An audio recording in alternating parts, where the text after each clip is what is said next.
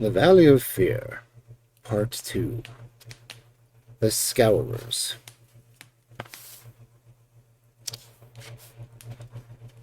Chapter 1. The Man.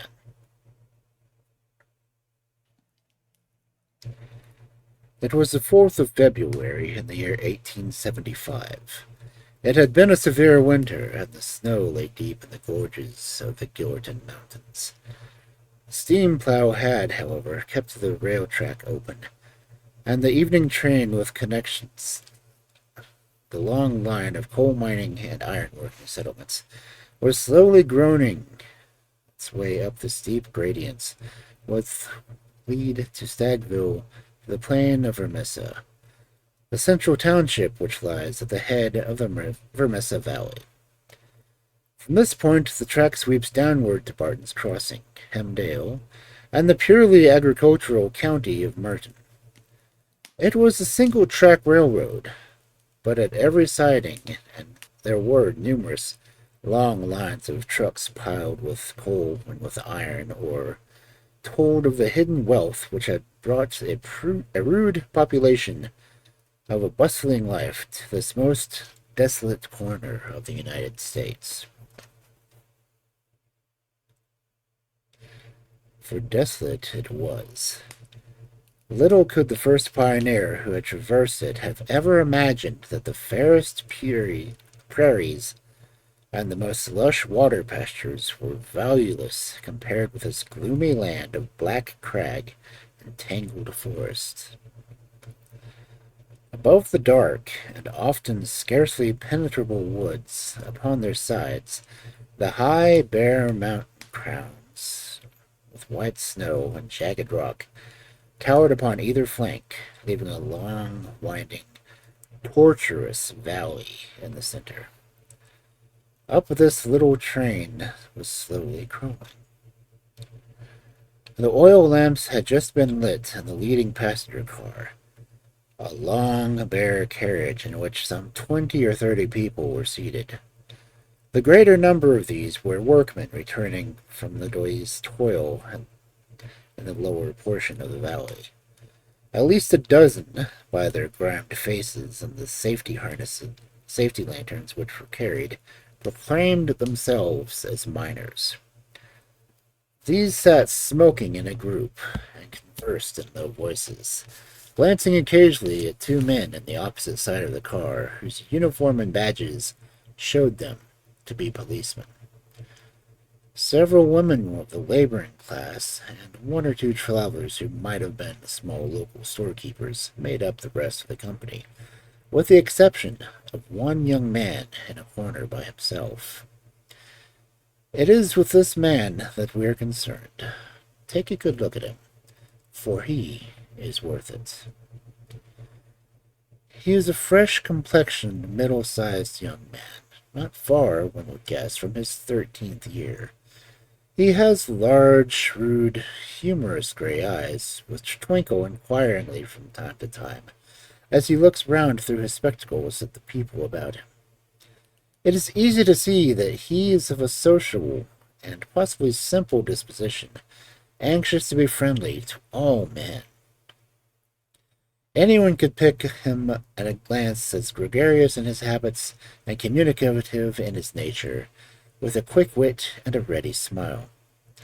And yet the man who studied him more closely might discern a certain firmness of jaw, and a grim tightness about the upper lips which would warn him that there were depths beyond, and that this peasant's brown-haired young Irishman might conceivably leave his mark for good or evil upon any society to which he was introduced. Having made one or two tentative remarks to the nearest miner, and received only short, gruff replies, the traveler resigned himself to uncongenial silence, staring moodily out the window at the fading landscape. It was not a cheering prospect. Through the growing gloom there pulsed the red glow of the furnaces on either side of the hills. Great heaps of slag and dumps of cinders loomed up on each side, with the high shafts of the colliers towering above them.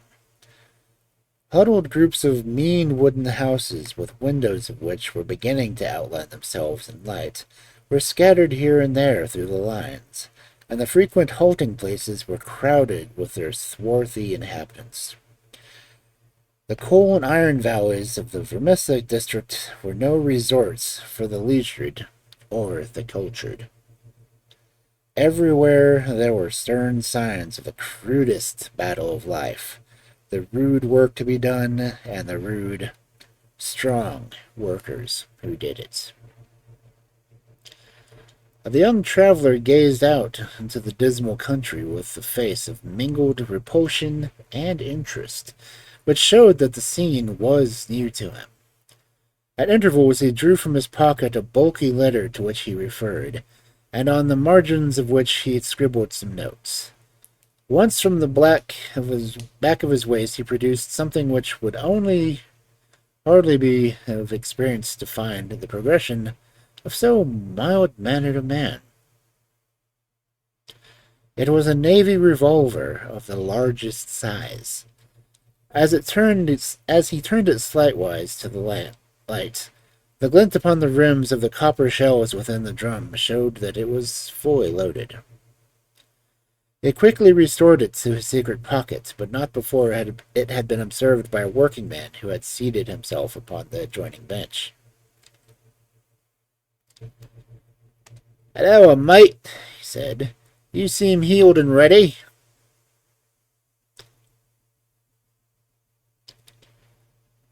The young man smiled with an air of embarrassment. "Yes," he said.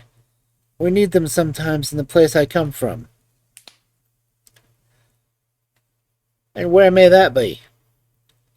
"I'm last from Chicago." "A stranger in these parts?" "Yes."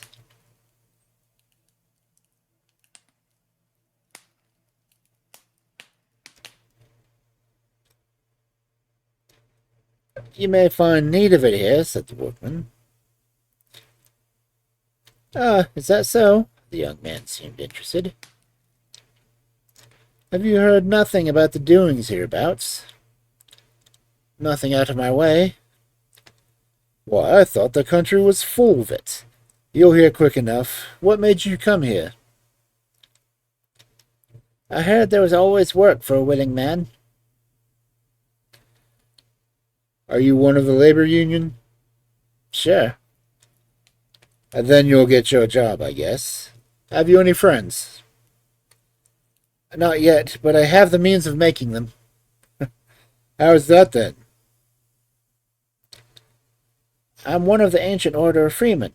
There's no town without a lodge, and where there is a lodge, I'll find my friends." The remark had a singular effect upon his companion. He glanced around suspiciously at the others in the car. The miners were still whispering among themselves. The two police officers were dozing. He came across, seated himself close to the young traveler, and held out his hand. "Put it there," he said. A hand grip passed between the two. "I see you speak the truth, but it's well to make certain." He raised his right hand to his left eyebrow. The traveler at once raised his left hand to his left eyebrow. "The dark nights are unpleasant," said the workman. "Yes, for strangers to travel," the other answered. "That's good enough.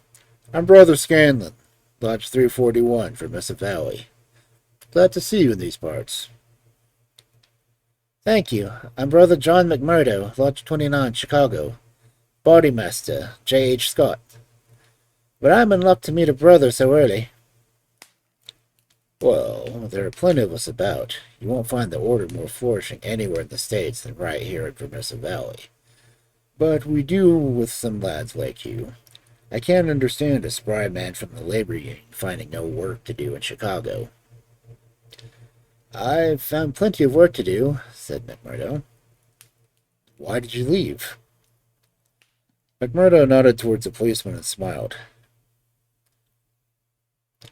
"I guess those chaps would be glad to know," he said. Scanlon groaned sympathetically. In trouble, he said in a whisper. Deep. A penitentiary job. And the rest, not a killing. It's too early to talk about such things, said McMurdo, with the air of a man who had been surprised into saying more than he intended. I've my own reason for leaving Chicago, and let that be enough for you. Who are you that you should take it on yourself to ask such things?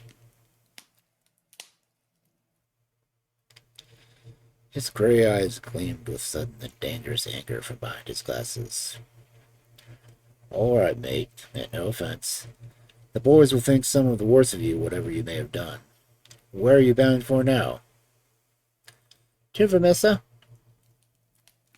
That's the third halt down the line. Where are you staying? McMurdo took out an envelope and held it close to the murky oil lamp. Here's the address. Jacob Shafter, Sheridan Street. It's a boarding house that was recommended by a man I knew in Chicago. Well, I don't know it, but Vermissa is out of my beat. I live in Hobson's Patch. That's here where we're drawing up. Say, there's one bit of advice I'll give you before we part. If you're in trouble in Vermissa, go straight to the Union House and see Boss McGinty. He's the body master of Vermissa Lodge, and nothing can happen in these parts unless Black Jack McGinty wants it. So long, mate. Maybe we'll meet in Lodge one of these evenings. But mind my words, if you're in trouble, go to Boss McGinty. Scanlon descended, and McMurdo was left once again into his thoughts. Night had now fallen, and the flames of the frequent furnaces were roaring and leaping in the darkness. Against their lurid background, dark figures were bending and straining, twisting and turning, with the motion of winches or windlass, to the rhythm of an eternal clank and roar. I guess hell must look something like that, said a voice. McMurdo turned and saw that one of the policemen had shifted in his seat and was staring out into the fiery waste. For that matter, said the other policeman, I allow that hell must be something like that. There are worse devils down yonder than some we could name. I'd more than expect. I guess you were new to this part, young man. Well, what if I am? McMurdo answered in a surly voice. Just this, mister, that I should advise you to be careful in choosing your friends. I don't think I'd begin with Mike Scanlon or his gang if I were you. What in thunder is it to you who are my friends? Roared McMurdo, in a voice which brought every head in the carriage round to witness the altercation. Did I ask you for your advice, or do you think me such a sucker that I couldn't move without it? You speak when you are spoken to, and by the Lord you'll have to wait a long time if it was me. He thrust out his face and grinned at the patrolman like a snarling dog. The two policemen, heavy, good-natured men, were taken aback by this extraordinary vehemence with which their friendly advances had been rejected. No offense, stranger, said one. It was a warning for your own good, seeing that you are, by your own showing, new to the place. I'm new to the place, but I'm not new to you and your kind, cried McMurdo in a cold fury. I guess you're the same in all places, shoving your advice in where nobody asked for it. Maybe we'll see more of you before very long, said one of the patrolmen with a grin. You're a real hand-picked one, if I am to judge. I was thinking the same, remarked the other. I guess we may meet again. I'm not afraid of you, and don't you think it, cried McMurdo. My name's Jack McMurdo, see? If you want me, you'll find me at Jacob Shafter's at Sheridan Street, Vermissa. So I'm not hiding from you, am I? Day or night, I dare you to look like you in your face. Don't make any mistake about that. There was a murmur of sympathy and admiration from the miners at the dauntless demeanor of the newcomer. while the two policemen shrugged their shoulders and renewed a conversation between themselves. A few minutes later, the train ran into an ill-lit depot, and there was a general clearing, for Vermissa was far the largest township on the line. McMurdo picked up his leather gripsack and was about to start off in the darkness when one of the miners accosted him. "My gosh, mate, you know how to speak to the cops," he said, in a voice of awe. "It was grand to hear you. Let me carry your gripsack and show you the road. I'm passing shafters on the way to my own shack." There was a chorus of friendly good nights from the other miners as they passed from the platform. Before ever he had set his foot on it, McMurdo had a turbulence and become a character of Vermissa. The country had been a place of terror, but the township was, in its own way, even more depressing. Down that long valley there was at least a certain gloomy grandeur and the huge fires and clouds of drifting smoke, while the strength and industry of man found fitting monuments in the hills which had spilled by the side of his monstrous excavations. But the town showed a dead level of mean ugliness and squalor. The broad street was churned up by the traffic into a horrible rutted paste of muddy snow. The sidewalks were narrow and uneven. The numerous gas lamps served only to show more clearly a long line of wooden houses, each with its veranda facing the street, unkempt and dirty. As they approached the center of town, the scene was brightened by a row of well-lit stores, and even more by a cluster of liquor saloons and gaming houses, in which the miners spent their hard-earned, but generous wages. "That's a union house," said the guide, pointing to one saloon which rose to the dignity of being a hotel. "Jack McGinty's the boss in there." "What sort of man is he?" asked McMurdo. "What? Have you never heard of the boss?"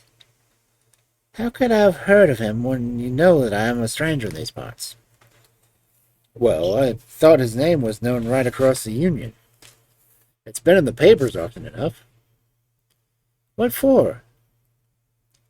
"Well," the miner lowered his voice, "over the affairs." "What affairs?" "Good Lord, mister, you are queer goods. If I may say it without offense, there's only one set of affairs that you'll hear of in these parts, and that's the affairs of the Scowrers." "Why, I seem to have read of the Scowrers in Chicago. A gang of murderers, are they not?" "Hush your laugh!" cried the miner, standing still in his alarm, and gazing in amazement at his companion.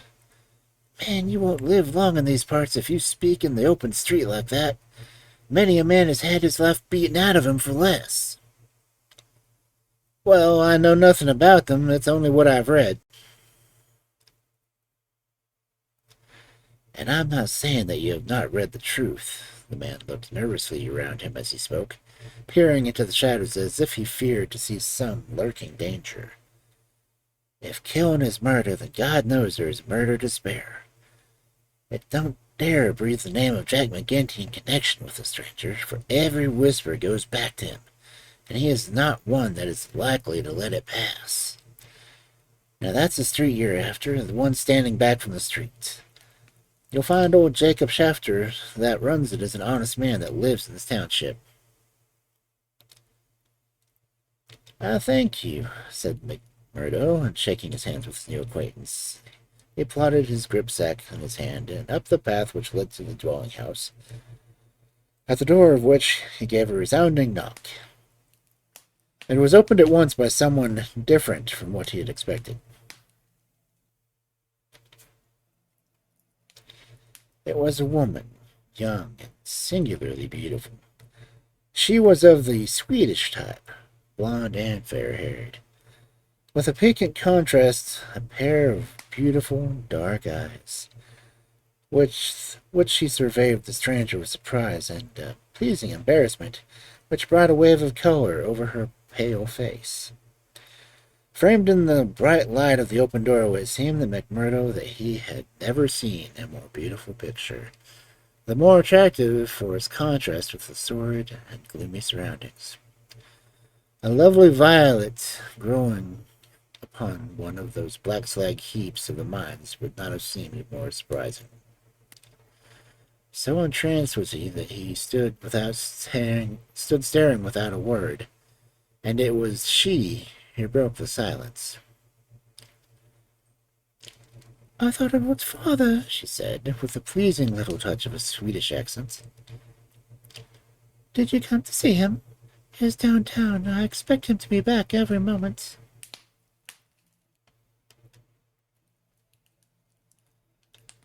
McMurdo continued to gaze at her in open admiration until her eyes dropped in confusion before his masterful visitor. "No, miss," he said at last. "I'm in no hurry to see him, but your house was recommended to me for board. I thought it might suit me, and now I know it will." "You are quick to make up your mind," she said with a smile. "Anyone but a blind man could do as much," the other answered. She laughed at the compliment. "Come right in, sir," she said. "I'm Miss Etty Shafter, Mr. Shafter's daughter. My mother's dead, and I run the house. You can sit down by the stove in front of the room until father comes along. Ah, here he is. So you can fix things with him right away." A heavy, elderly man came plodding up the path. In a few words, McMurdo explained his business, and the man of the name McMurphy had given him the address in Chicago. He in turn had it from someone else. Old Schaefer was quite ready. The stranger made no bones about terms, agreed at once to every condition, and apparently fairly flush with money. For $12 a week, paid in advance, he was to have room and lodging. So it was that McMurdo, the self-confessed fugitive from justice, took up his abode under the roof of the Shafters. The first step, which was to lead to so long and dark a train of events, ending in a far distant land.